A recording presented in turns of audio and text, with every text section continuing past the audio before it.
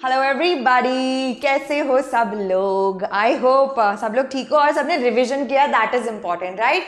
So yes, this is doctor Geetanjali Sharma and I welcome all my kiddos to this beautiful and amazing platform of talking textbooks Kota live, leaving no child behind. And यहाँ पे जितने भी बच्चे नए हैं उनका तो बहुत बहुत ज़्यादा वार्मेस्ट वेलकम, एंड जो हमारे पुराने हैं तो दे आर ऑलरेडी वेरी लाड प्यार में बिगड़े हुए लोग, सो यू नो yes, आप लोग का भी बहुत बहुत स्वागत है. So right, so guys, thank you so much for being a part of this family. Amazing, like this is such an happy experience to have you guys on board. So yes, बच्चे लोग last class में हम लोगों ने क्या पढ़ा था? We studied about exactly what evolution, right? We were studying about evolution, right? हम लोगों ने स्पीसीएशन पे फिनिश किया था, है ना? हमने बहुत सारी थ्योरीज देखी हैं जो एग्जैक्टली क्या है, हाइपोथेसिस है, right? People just made assumptions exactly how life must have initiated on this planet earth, right? यही हमने देखा था, है ना? सो आज हम लोग क्या करेंगे ना, उसका हमारा थ्योरेटिकल पार्ट तो बच्चों लास्ट क्लास में खत्म, ठीक है? एग्जैक्टली हमने लास्ट क्लास में स्टार्ट किया था about speciation, exactly what is speciation, है ना? पुरानी स्पीशीज से नई स्पीशीज का इवॉल्व होना was called as your speciation, है ना? और स्पीशीज को हमने क्या डिफाइन किया था? ऐसे ग्रुप ऑफ ऑर्गेनिजम्स जो कि अपने आपस में क्या कर सकते हैं, इंटरब्रीड कर सकते हैं, है ना? वही बोला था हमने स्पीशीज को, right? Yes, just a moment, there is a little bit glitch here. हाँ, ठीक है ना? तो यही चीज हमने पढ़ी थी. और आज बच्चों हम लोग क्या है ना, जैसे आप यहाँ देख पा रहे हो, यही चीज हम लोग ने आगे इनिशिएट करनी है, ठीक है? आज हम लोग इवोल्यूशन पढ़ेंगे फर्दर, ऑलराइट? फर्दर किसमें? थोड़ा बहुत और कि कैसे भाई हमारे ऑर्गन्स जो हैं, क्या एग्जैक्टली वो इसी फंक्शन के लिए इवॉल्व हुए थे या फिर उनका कुछ और फंक्शन था, ठीक है? और सिर्फ with time, with some natural effects, that's all I can tell you, जो इवॉल्व होते गए, ठीक है? देन ऑफ कोर्स हम लोग आज जैसे दिखते हैं, क्या हम पहले ऐसे ही दिखते थे? Of course not. हमारे एंसेस्टर्स बच्चों, ट्रस्ट मी, बहुत डरावने थे, ठीक है? क्योंकि मतलब हम ऐसा है कि इवोल्यूशन से भी लुक लाइक जो भी हम अभी हैं. हो सकता है कि आगे आने वाले टाइम में हमारा जो ये आज स्पीशी है which is the homo sapiens, और अगर हम लोग और प्रिसाइसली बोलें तो अब वो होमो सेपियंस कहलाता है, ठीक है? So we are like little bit more developed, ठीक है? More evolved, that's something precisely I must say, ठीक है? तो हो सकता है वो और ज्यादा चेंज हो, लेकिन yes, our ancestors used to be like, है ना? हम लोग बोलते हैं ना कि हम लोग कहाँ से ओरिजिनेटेड है. Can you see those chimpanzees and all, right? So बच्चों, ऑफ कोर्स बिकॉज हमारी समवेयर डाउन दी लाइन हमारी इवोल्यूशनरी प्रोसेस में we belong to that, right? So yes, तो वो वही चीजें हम आज देखेंगे, है ना? लेकिन उससे पहले थोड़ा बहुत हम लोग टीटीबी के प्लेटफॉर्म के बारे में वापस डिस्कस कर लेते हैं. यहाँ देख ही पा रहे हो, सबको मोस्टली पता है, लेकिन क्या करें, हमारे साथ रोजाना we got lot many kiddos here being added up in the family, and so happy. Anyways, I am very happy that you guys are with us, all right? So yes, yes बच्चों, Talking Textbooks is a platform which not only gets you prepared for your school examinations of class 6 to 10th. Of course, schools तो सबको पास करने ही है, लेकिन हम लोग क्या है ना बच्चों, आजकल क्या है ना, कुछ अच्छे अच्छे एग्जाम्स और इनकॉर्पोरेट हो गए. पहले सिर्फ स्कूल एग्जामिनेशंस पे जोर था, लेकिन आज क्या है ना, जितना अच्छा अपनी नॉलेज को इन्हांस करोगे उतना आपके लिए अच्छा, right? So yes, for that, of course, TTB is again with you guys, getting you prepared for the Olympiads of classes 6, 7th and 8th, and of course some extremely good examinations like NTSC, NSE-JS and PRMO. Okay, so yes, ये आपके examinations के बारे में बच्चों. I always say at least we must always appear for such examinations, right? It's not always about कि आप उसको crack ही करो या क्या करो, but even if you are into that journey, right, you learn up a lot. At least आप अपने level को अपग्रेड कर रहे हो, अपने आप को खुद को इनहांस कर रहे हो, है ना? So what's wrong in laying certain efforts actually, right? Then आपके लिए ऑब्वियसली टॉकिंग टेक्स्ट बुक्स की टीम हमेशा साथ में है बच्चों. Talking text books Kota live, the only reason, Kota का पढ़ाई का पैटर्न सबको पता है ना. Kota is like too much into the education sector. जब बात आती है सब लोग का होता है Kota Kota Kota, right? Always on the top, isn't it? Hitting at the top, right? So this is the excellent team of Talking Talking Textbooks, which is there for you guys, bringing you all these sessions live from Kota itself. All right, then जिनको मेरे बारे में नहीं पता है, so this is the छोटा सा information about me. चलो ठीक है, इससे हम लोग हटते हैं. so ठीक है, अब आती है बच्चों जो लोग यहाँ पे नए हैं या फिर जो लोग पुराने भी हैं लेकिन जिन्होंने अभी तक इसको चेकआउट नहीं किया है. This is the official Telegram handle of talking textbooks Kota live. And बच्चे लोग videos, lectures and everything, all the kind of information or whatever it is you guys are getting through the videos, but then again you need certain precise material so that afterwards you study from it, so you gain that knowledge in an additional you can say something additional you're getting from it. Okay, so it gets much more incorporated into your minds, right, whatever you're studying. So that's the only place we are getting it. So this is the official Telegram handle of Talking Textbooks, and can you see these links here? 6th, 7th, 8th, 9th and 10th classes.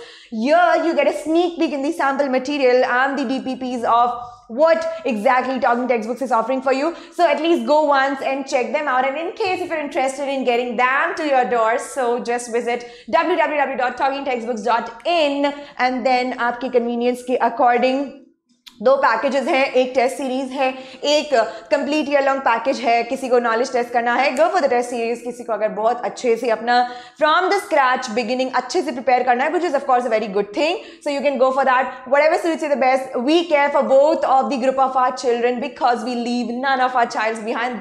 So that is our logo and so is our motto. Right now all the kind of payment methods have been incorporated for you guys so that you do not face any inconvenience, है ना.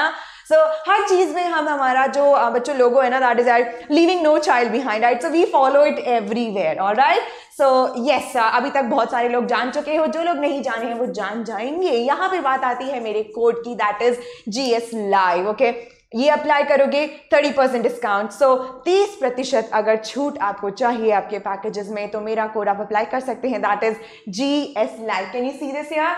तो इसका भी अगर आप चाहो तो screenshot ले सकते हो. ठीक है, एनीवेज इजी है ना. बायोलॉजी से मेरा नाम याद आ जाएगा, राइट, और मेरा नाम अगर याद आ जाता है तो कोड भी आपको याद रहेगा, है ना. चलो जी, अब हम आगे बढ़ते हैं. A promise to self, that is the cardinal promise. मैं इसको हमेशा बोलती हूँ प्रॉमिस टू सेल्फ, है ना, खुद को बूस्ट अप करने के लिए. So there we go. I promise to listen to the complete lecture and make proper notes of it so that I can become a smart student, right. So this is the cardinal promise. बच्चों हर class से पहले हम लोग करती हैं, जो लोग नए हैं उनके लिए थोड़ा नया है, बाद में आपको ईजिली लर्न हो जाएगा. मुझे भी हो गया अब तो, राइट.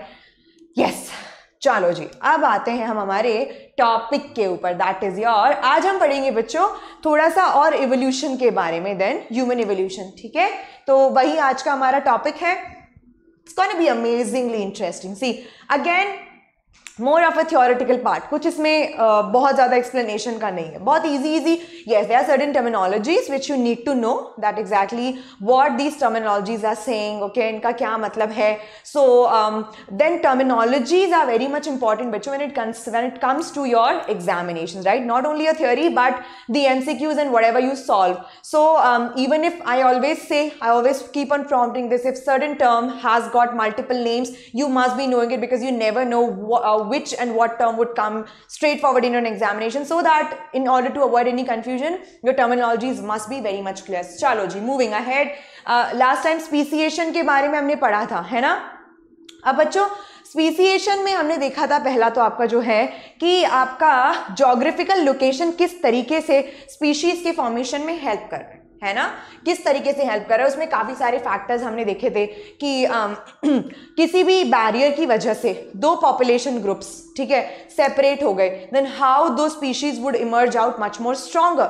ओके, देन कैसे पर्टिकुलर हो पाएगा. देन ज़रूरी नहीं है कि सारे ऑर्गेनिजम्स उस पर्टिकुलर प्लेस के एक दूसरे के अमंग्स क्या कर सके, इंटरब्रीड कर सके. Why? Because there are lot many differences. They might be differences, they might not be any synchronicity between the reproductive organs. They might be different, number of chromosomes might be different. Then the behavior of the male and female would alter their mating patterns, all right. Then the breeding seasons are different for different organisms. So this is how different species came into existence and they emerged out to be stronger, all right.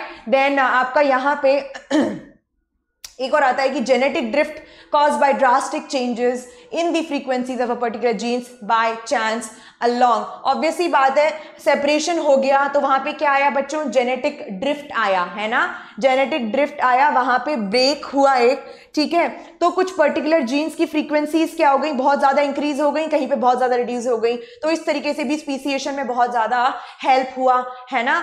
Then variations caused in individuals due to natural selections, right, ठीक है. अब देखो कि it should be noted that geographical isolation is the major factor in the speciation of sexually reproducing animals because it interrupts the flow of genes between their isolated populations through the gametes. Obviously यही तो हमने कल discuss किया था कि variations जो है ना, जो कि नेचुरल सिलेक्शन की वजह से क्या आते हैं बच्चों, नेचुरल सिलेक्शन की वजह से आ रहे हैं. जैसे वहां पे there is no gene flow, there is no genetic flow because of any किसी भी बैरियर की वजह से, जैसे कोई रिवर आ गई बीच में, कोई पहाड़ आ गए, तो क्या है ना, दो तरफ की पॉपुलेशन जो है क्या हो गई, सेपरेट हो गई, है ना, क्या हो गया, सेपरेट हो गई. तो geographical isolation is the major factor in speciation of sexually reproducing animals, ठीक है, क्योंकि बच्चों अगर कोई ज्योग्राफिकल लोकेशन पे कोई बैरियर आ गया, है ना, कोई बैरियर आ गया, तो ऑब्वियसली बात है कि जो सेक्सुअली रिप्रोड्यूसिंग ऑर्गेनिजम्स है they then can not reproduce among themselves because they are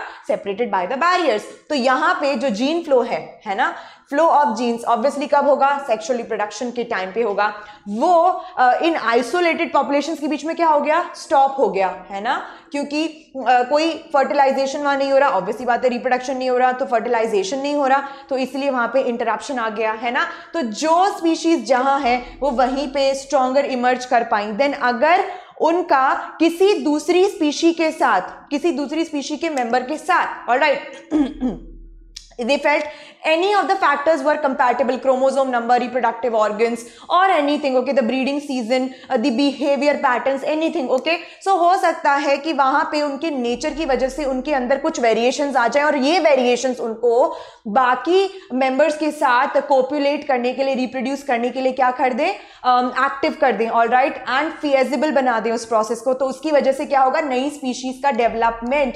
and then in case if the environmental situations they favor, then what will happen, they would emerge out as a different species. So ultimately what's happening here in speciation hence proved that new species are emerging from the old ones. Getting my point? easy था ना, ठीक है.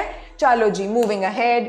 देखो यहाँ पे example दिया हुआ है, variations in a population inherited and otherwise. बच्चों ये एक सिंपल सी कहानी है, वो ऐसी है कि देखो एक प्लेस है ना, वहां पे कितनी बीटल्स हैं, मान लो कि ग्रुप ऑफ 12 रेड बीटल्स हैं जो कि सेक्सुअल रिप्रोडक्शन से सरवाइव कर रही हैं और वहां पे वो बुशेस में रहती हैं जहां पे ग्रीन लीव्स हैं. ग्रीन लीव्स पे रेड बीटल्स आराम से क्या हो रही हैं, दिख रही हैं, है ना, आराम से क्या हो रही है कि विजिबल है. तो वहां पे कुछ क्रोज है, क्या है, क्रोज है, ठीक है. तो अब वो क्रोज क्या है, उन बीटल्स को आके खा जाते हैं, है ना, उन रेड बीटल्स को आके खा जाते हैं. अब मान लो कि किसी भी वेरिएशन की वजह से कुछ ऐसा हुआ कि जैसे वो रिप्रोड्यूस करते गए तो कुछ वेरिएशंस तो एक नेचुरल फिनोमिना है, this happens in sexual reproduction, isn't it, that's what we have discussed in reproduction, right. So we all know about it. तो वेरिएशन की वजह से क्या हुआ कि वहां पे ग्रीन कलर आ गया, क्या आ गया, बीटल्स में एक ग्रीन कलर का वेरिएंट आ गया. फिर उस ग्रीन कलर के बीटल ने जैसे रिप्रोड्यूस करते गए उनकी पॉपुलेशन बढ़ गई, राइट, बढ़ गई, है ना. अब उनकी पॉपुलेशन बढ़ गई तो देखो उसकी वजह से क्या हुआ बच्चों कि यहाँ पे रेड बीटल्स जो हैं वो नेचुरल सिलेक्शन की वजह से क्या हो गई, भाई उनका कलर लाल था तो क्रोज खाते जा रहे थे, नेचुरल सिलेक्शन की वजह से वो बीटल्स क्या हुआ, उनका पॉपुलेशन रिड्यूस हो गया. लेकिन सिंस ग्रीन जो है, ग्रीन लीव्स पे ग्रीन बीटल्स विजिबल नहीं थी तो क्रोज उनको नहीं खा रहे थे, राइट. इनका पॉपुलेशन क्या हो गया, बढ़ता गया. तो एज अ स्पीशीज ये क्या हुए, स्ट्रॉन्गर इमर्ज होते गए. By because of natural selection, that is what we studied, है ना. तो यहीं पे तो हमारे साइंटिस्ट थे उन्होंने बड़ा अच्छा दिमाग लगाया, नेचुरल सिलेक्शन, डार्विन ने जो थ्योरी दिया था, है ना. सो अब जैसे मान लो कि भाई अब अच्छा खासा पॉपुलेशन बढ़े जा रहा है ना, लेकिन अब गलती से एलिफेंट मान लो कि यस एक चीज और यहाँ पे होती है, एलिफेंट को के पैर को अभी हम साइड में रखते हैं, हम लोग ये बात करते हैं. धीरे धीरे क्या है, जैसे रेड टू ग्रीन में वेरिएशन आया वैसे हो सकता है कि कुछ टाइम बाद क्या है कि वो ग्रीन बीटल्स जो हैं वो भी किस में कन्वर्ट होने लगी, किस में कन्वर्ट होने लगी, कुछ ब्लूइश कलर की बीटल्स आ गई वहां पे, वेरिएशन की वजह से उसमें भी कलर डिफरेंस आ गया। Alright, now what happened was कि जो रेड और ब्लू है, सॉरी ग्रीन और जो ब्लू है, वो जी रहे थे अपना, अच्छा खासा टाइम स्पेंड कर रहे हैं, बढ़िया खा रहे हैं कि वहां पे बुशेस को, और अपना जीवन व्यापन कर रहे हैं, right. But what happened later, इसके एक एलिफेंट ने आके जो है कुछ ग्रीन बीटल्स की जेनरेशन को क्या कर दिया, मार दिया, है ना। तो कुछ ही बचे, लेकिन ब्लू वाली बच गई।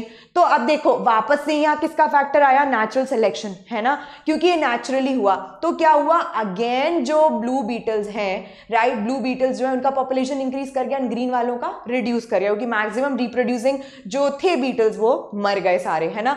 अब ब्लू बीटल्स अपने वापस मल्टीप्लाई करते गए, लेकिन वापस से वो विजिबल हैं, तो वापस eaten up by the crows. So can you feel the difference that how variations are so important, and variation की वजह से ही स्पीशीज स्ट्रॉन्गर इमर्ज हो रही है।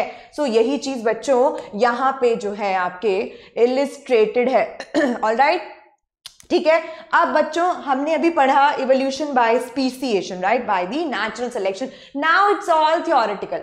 अब पहला है आपका इवोल्यूशन में हम लोग पढ़ेंगे इवोल्यूशन ऑफ द आईज। बच्चों आंखों का कैसे इवोल्यूशन हुआ वो चीज हम लोग यहां देखेंगे। ऑलराइट, अब देखो सबसे पहले बच्चों जो प्रिमिटिव आईज या फिर रूडिमेंट्री आईज जिनको बोला, ये देख रहे हो कितनी सुंदर सी आंखें हैं इस प्लेनेरिया की, सी दिस, एकदम बटन जैसी, है ना, एंड देन पॉपिंग अपनी नोज की साइड पे। इसका कोई नोज ऐसे डिफाइंड नहीं है क्योंकि ये बहुत प्रिमिटिव स्ट्रक्चर है ना। लेकिन बच्चों इनिशियली आईज का जो एक पैटर्न आया था ना, वो क्या आया था, सिर्फ दो तरीके के, इस तरीके से डॉट्स, बस। अच्छा ये डॉट्स नहीं लग रहे हैं हाइलाइटर की वजह से, okay let me just show you. इस तरीके की आईज आई थी, इस तरीके से सिर्फ दो डॉट्स, ठीक है। वहां पे इतना था कि हाँ एक डॉट है, एक और डॉट है, प्लेनेरिया यानी कि फ्लैट वर्म में, है ना, वहां से प्रिमिटिव आई आई आपकी, ठीक है। तो सिर्फ उसका काम क्या था उस प्रिमिटिव आई का, just for the detection of the light, right. So anyways that is how our vision is, है ना, because we are basically getting what, we are getting the reflection of the light, right, and that is how we can see the objects, right, है ना। Image formation का अगर आपने पढ़ा हो physics में, that is how I suppose that, if I am not wrong, yes, इतना तो मैंने भी पढ़ा है स्कूल में, ठीक है। सो यस, तो वही आपका बेसिक फिनोमेना होता है ना। सो यस, अब आपकी आईज जो है यहाँ पे, जैसे ये प्रिमिटिव आई है, ऑलराइट, देन ये आई सिर्फ एज अ डॉटेड थिंग, ठीक है, कि दो स्पॉट्स थे, आई स्पॉट्स जिनको हमने बोला, ठीक है, and they were responsible for the detection of light. धीरे धीरे धीरे ये इवॉल्व होता गया विद टाइम, एंड आज हमारे पास ऐसी आईज हैं, राइट। सो अगेन कुछ आपके नीड्स की वजह से, कुछ कर्मों की वजह से जो है हमारी आईज में इवोल्यूशन आता गया, जो कि यहाँ पे वही चीज बताया हुआ है, ठीक है। और इनको रूडिमेंट्री आईज भी बोल दिया गया बच्चों। रूडिमेंट्री मतलब कि ठीक है काम चलाओ, स्पॉट्स हैं दो जो कि लाइट का डिटेक्शन कर रहे हैं, ऑलराइट, वही चीज यहाँ पे लिखी हुई है ना। तो उसके बाद धीरे धीरे देखो कैसे इवॉल्व हुई। ऑक्टोपस में आईज आ गई आपकी, है ना, किस किस में आईज आ गई, सी ऑक्टोपस में, इनवर्टिब्रेट्स में, इंसेक्ट्स में, राइट। अब हर किसी का जो है आई का पैटर्न स्ट्रक्चर बच्चों डिफरेंट होता है, alright, according to the need. जैसे आउल है उसकी डिफरेंट होगी, वाई, वो रात को देख सकते हैं, because their eyes have got different properties. So accordingly naturally चीजें सेलेक्ट होती गई, वेरिएट होती गई, ऑलराइट। यहाँ पे इसका बताने का, समझाने का मतलब सिर्फ और सिर्फ ये है दैट नेचुरल सिलेक्शन की वजह से, कुछ वेरिएशंस की वजह से, कुछ इंप्रूवमेंट्स की वजह से, अपनी अपनी यूज एंड डिसयूज की वजह से जो है चीजें अपने आप इवॉल्व होती गई, ऑलराइट। चलो जी moving ahead. Evolution of feathers. But जो interesting to note is that जो फेदर्स है ना, फेदर्स एग्जैक्टली इसलिए नहीं आए थे कि वो किसी को फ्लाइट प्रोवाइड कर सकें। आज हम फेदर्स को देखते हैं तो हम लोग को लगता है ओके जैसे उड़ने के काम में आते हैं। Do you know that there were certain dinosaurs also जिनको फेदर्स थे, बट उनका एक्चुअल फंक्शन जो था वो फ्लाइट नहीं था, है ना। फेदर्स प्राइमरीली बॉडी पे आए थे, सिर्फ बॉडी को एक थर्मल इंसुलेशन प्रोवाइड करने के लिए। किसके लिए? थर्मल इंसुलेशन, यानी कि बॉडी को गर्मी प्रोवाइड करने के लिए, कि वो बॉडी को क्या रख सके, वार्म रख सके, है ना। इसलिए फेदर्स आपके आए थे, ठीक है। लेकिन धीरे धीरे क्या है ना, बर्ड्स क्या होती गई, उस चीज को अडेप्ट होती गई, एंड धीरे धीरे ये फेदर्स जो हैं फ्लाइंग के काम में आने लग गए, है ना। अब क्या था बच्चों, पहले अब जैसे डायनासोर्स जो हैं, डायनासोर्स की भी बॉडी पे पहले फेदर्स थे, है ना, and do you know that dinosaurs are considered to be reptiles, right? Dinosaurs are considered to be what? Your reptiles. So उनके शरीर से सारे बाल हट गए बिकॉज उनका कोई फंक्शन नहीं था उनकी बॉडी पे, राइट? इंसुलेशन वाला पार्ट था वो भी हट गया, है ना, and that is the only reason कि अभी बर्ड्स के ऊपर फेदर्स हैं. So that is the only reason that why birds are considered very close to the reptiles, all right? ठीक है, birds जो हैं बहुत ज़्यादा closely related होती हैं किसको? Birds जो हैं they are very closely related to the reptiles because of their feathers. Getting my point? अब देखो evolution by artificial selection. बच्चों इसमें basically क्या है कि कैसे कुछ ट्रेट्स जो है ह्यूमन को किन्हीं प्लांट्स में बहुत अच्छी लगी कि यार इसमें ना फ्लावर बहुत अच्छा आता है, इसमें फ्रूट बहुत अच्छा आता है, ठीक है. उन्होंने क्या किया, इन चीज़ों को उठाया. क्या उठाया? इन कुछ जो भी उनको कैरेक्टर्स अच्छे लगे किसी प्लांट में उसको उठाया, ठीक है. उठाने के बाद what they did was that उसका उन्होंने फिर आर्टिफिशियली रिप्रोडक्शन करवाया, है ना. आर्टिफिशियली यानी कि हमने उस चीज़ को इम्पोज किया है, वो नेचुरल नहीं है, ठीक है. तो यहाँ पे बेसिकली हम ऐसी कुछ प्लांट स्पीशीज के बारे में बात कर रहे हैं बच्चे लोग, जो कि अभी ओवरऑल वर्ल्ड में अच्छे खासे क्वांटिटी में एग्जिस्ट करती हैं, लेकिन वो नेचुरली नहीं आई हैं, वो हमारे द्वारा बनाई गई हैं. समझ रहे हो? तो this is what your evolution by artificial selection is, that man has been taking advantage of genetic variations for improving the quality of domesticated plants and animals. For what? Improving the qualities of domesticated plants and animals, है ना. उन्होंने कुछ individual select किए, desired characters, जो भी उनको characters लगे कि हाँ भैया ये चीज इसमें ये अच्छी है, इसमें फ्रूट अच्छा आ रहा है, इसकी लीव्स अच्छी है, इसकी स्टेम बहुत स्ट्रांग है, ठीक है, इसकी वाटर जो है मतलब ये इसका सॉइल जो है ये इस पर्टिकुलर सॉइल में बहुत अच्छे से आ जाती है. तो इस तरीके से कुछ भी हो सकता है वो, ठीक है, एनीथिंग, है ना.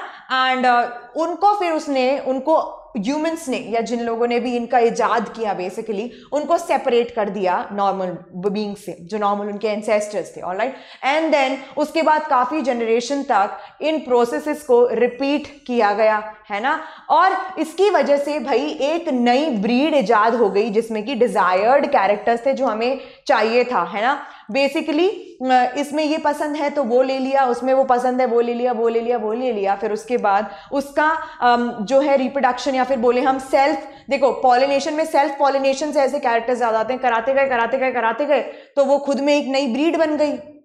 फिर वो ऐसी ब्रीड बनी कि अभी हर जगह वो नेचुरली आ रही है, ऐसा हो गया है ना. तो this is your evolution by natural selection, ठीक है. वही अब देखो ये जो आप प्लांट्स देख रहे हो बच्चों, कैबेज, कोलाराबी, केल, ब्रोकली, कॉलीफ्लावर, ये सब के सब कहाँ से आए हुए हैं बच्चों? ये सब के सब आए हुए हैं आपके वाइल्ड कैबेज प्लांट से. कहाँ से आए हैं? Wild cabbage plant. यानी कि वाइल्ड कैबेज प्लांट में से कुछ सूटेबल कैरेक्टर्स वो उठाते गए, ठीक है ना. और फिर ये जितने भी आप यहाँ पे पौधे देख रहे हो, जो भी ये सब्जियां जो हम खाते हैं, कोलाराबी, कैबेज, केल, ब्रोकली, कॉलीफ्लावर, इन सब का एंसेस्टर, इन सब का बाप जो है ना वो क्या है? वाइल्ड कैबेज, ऑलराइट, ठीक है ना. बट एग्जाम में बाप नहीं लिखना है, हमें क्या लिखना है? एंसेस्टर. हम तमीज वाली लैंग्वेज लिखेंगे यहाँ पे. यार मैं हूं आप, हम we are like cool, alright. So yes, ठीक है ना. So yes, wild cabbage, alright. So this is the पिताजी of all of them, alright, ठीक है. चलो आगे बढ़ते हैं, है ना. अब देखो बेसिकली कैबेज जो है जिससे बना था उसके टर्मिनल ब्लड बर्ड्स की वजह से उसको सेलेक्ट किया. सो बच्चों आप यहाँ पे ये लिख सकते हो कि exactly why were they all selected. पहला selected for its terminal buds, ठीक है, जहां पे बहुत शॉर्ट डिस्टेंस था लीव्स के बीच में, उनको भैया ये भाग गया, अरे यार इसमें ये बहुत अच्छा, ठीक है. कोलाराबी क्यों हुआ? Selected for its swollen stem position, है ना, इसको लिख लो. क्यों? Selected for its swollen stem position, alright. Broccoli क्योंकि flowers, arrested flower development and stem, है ना, उसका फूल जो था वो बड़ा पसंद आ गया था, भाग गया, तो भाई उसको उन्होंने डेवलप करवा दिया अलग से हटा के, है ना. So then cauliflower for its flower clusters, that is your sterile flowers. So just write it down.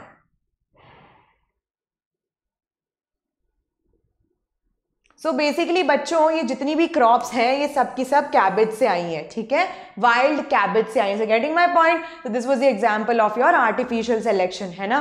क्या होता है बच्चों आर्टिफिशियल सिलेक्शन में, आप ये भी लिख सकते हो, by this selection process very dissimilar looking structures, can you see, very dissimilar looking structures may evolve from a common ancestral design. देखो ये सारे के सारे अलग दिख रहे हैं ना, है ना, सबके सब अलग दिखते हैं लेकिन डिजाइन एंसेस्ट्रल इन सबका कॉमन है. I hope you guys must have written it. नहीं लिखा हो तो जल्दी जल्दी लिख लो. Write down fast guys.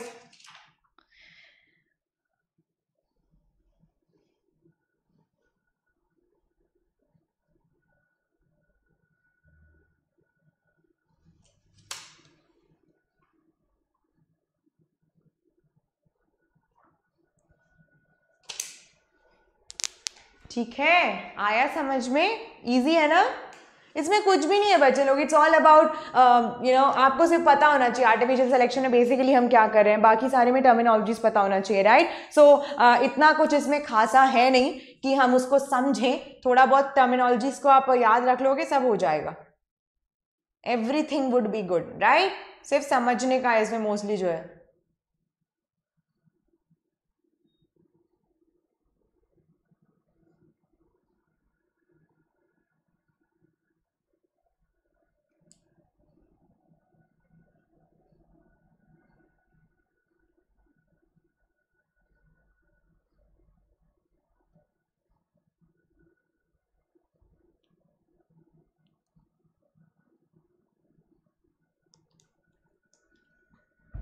चलो अब हम आगे बढ़ते हैं.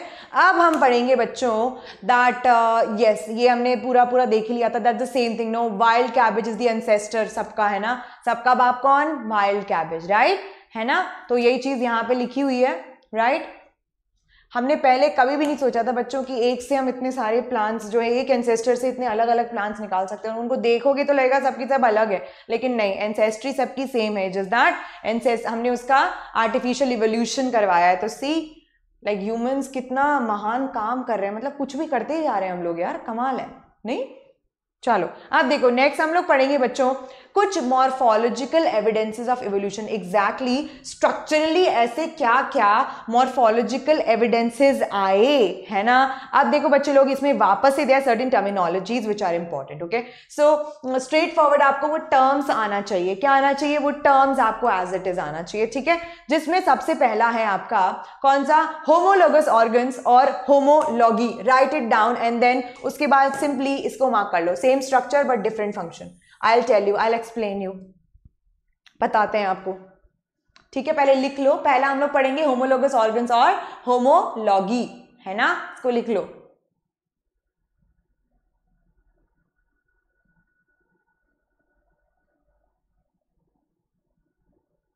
अब बच्चे लोग होमोलॉगी क्या होती है.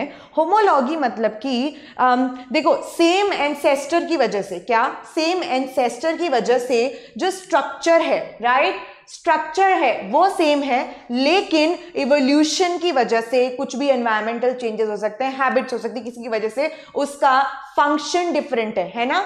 सो you need to write down homology can be defined as the relationship between the structures which have similarity due to common ancestors, ठीक है, but difference शो होता है in their functions. write them down.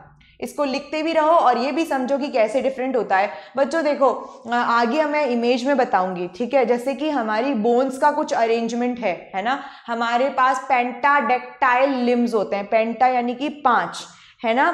तो वैसे limbs होते हैं, 5 fingers वाले limbs होते हैं. तो अगर मैं अभी आपको एक इमेज दिखाऊंगी उसमें अगर आप देख पाओगे, सो व्हाट्स हैपनिंग, वहां पे बाकियों के पास भी सेम है. तो इट शोज कि हमारी एंसेस्ट्री सेम है. लेकिन अगर आज मैं ह्यूमंस के हैंड की बात करूं तो हमारे फंक्शंस अलग हैं. We can not fly, but then birds में भी सेम पैटर्न है, but they can fly. Getting my point. तो स्ट्रक्चर यहाँ सेम है लेकिन फंक्शन डिफरेंट है, राइट, ठीक है. अब देखो आगे देखो, can you see this, well का देखो आप, पेंटाडेक्टाइल यहाँ पे हो गया, है ना. वेल और बर्ड का सेम है, लेकिन एक किसके काम में ले रही है, स्विमिंग में, और एक जो है फ्लाइंग में, राइट. लेकिन एंसेस्ट्री यहाँ पे बताती है कि सेम है. राइट। नाउ बैट, हॉर्स और अगर मैन के आप आर्म को देखोगे, ठीक है, तो क्या है ना, बोन्स का जो पैटर्न है बच्चों, दिस इज सिमिलर, राइट। हम इसको स्टडी करें तो बोन्स का pattern is similar, but of course तीनों की तीनों हमने देखे डिफरेंट काम में आते हैं। हमारे हैंड्स किस काम में आते हैं, बहुत सारे, खाना पीना, नहाना, right. So there are lot many things,